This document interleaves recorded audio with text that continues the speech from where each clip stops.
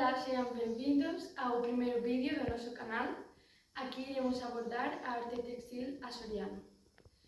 Para comenzar, nada mellor que comprender como é que o fío é traballado. Para iso, Filipa deslocouse ata a taller da señora Inchi na Isla Terceira. Vamos a ver que descubriu Filipa.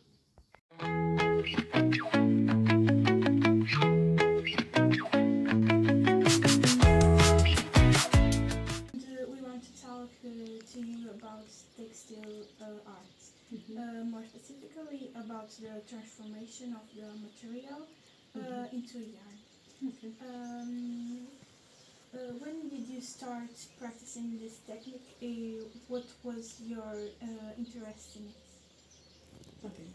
So, since I was very little, I was always knitting. So I loved making things with yarn. So, but 10 years ago in Toronto, I started learning weaving on a TR loom machine. I made a scarf for myself. So, and then I loved weaving more. So I started making things on the loom. Then I wanted to learn how to make the yarn. And actually, I went to a course in Porto. Saber fazer. They show you how to start from animal raw wool, all the steps to make into a yarn. And then I learned how to spin a yarn in the spinning wheel in Toronto. And I did a bit, but then now I'm not making more myself. How did you learn this technique? It was in Porto, right? Yeah. And with you, whom you learned it? In Porto, I learned from Saber fazer. Okay.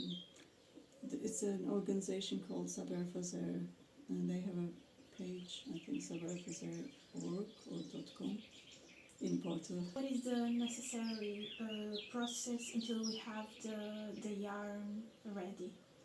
Okay, so you need to get the wool first, and depends what you're going to make in the end. Like if you want to make something soft, nice to wear, you have to get a different wool.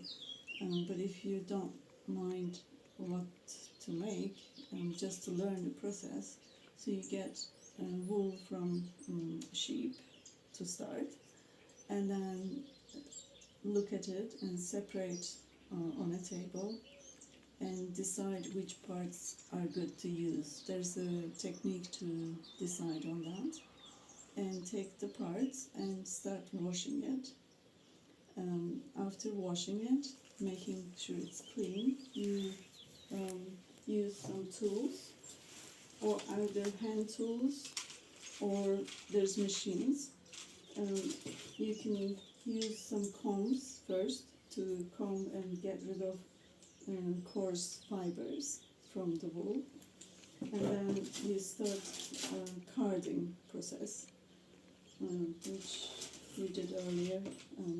You put a bit of wool and card until you get fibers aligned together. Make a nice drawing, which becomes something like this. And then you pull the drawing from the edge and start spinning this. And once this is spun, it becomes the yarn.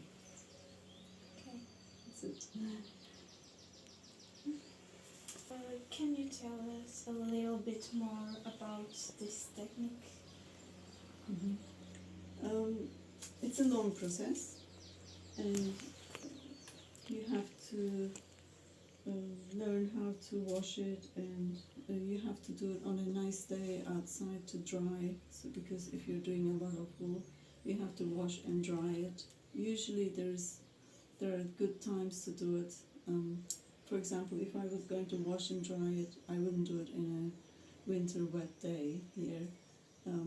So there's a lot of things to think about. But basically, you clean the wool, and make sure it becomes like a roving to be able to either make a yarn, or you can take pieces of wool, because wool felts when you wash it with soap and make agitation, it becomes a fabric as well.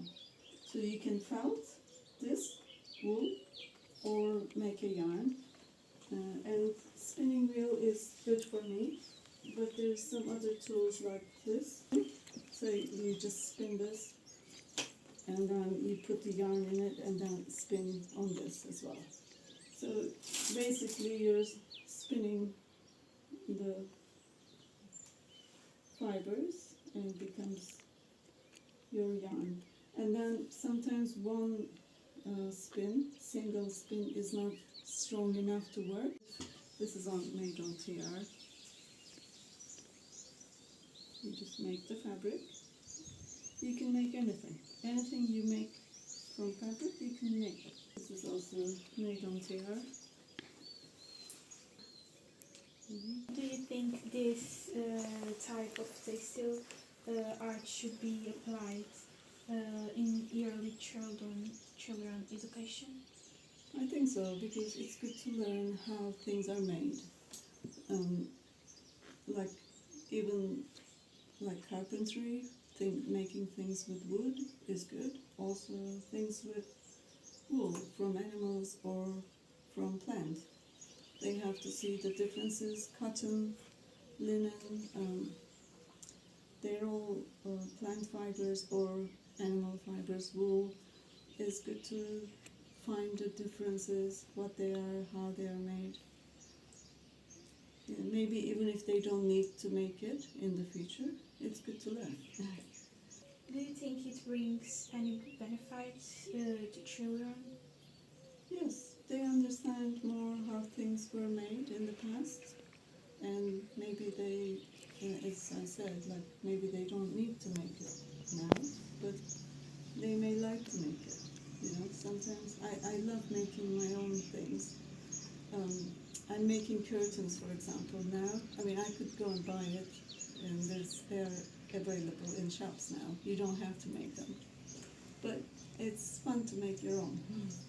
People still do knit jumpers, sweaters. They don't have to make them, but it's good to learn. For kids, it's the same thing. If they learn when they are little, in the future they may remember what they learned, and they may want to enjoy some craft. Arts is good to learn.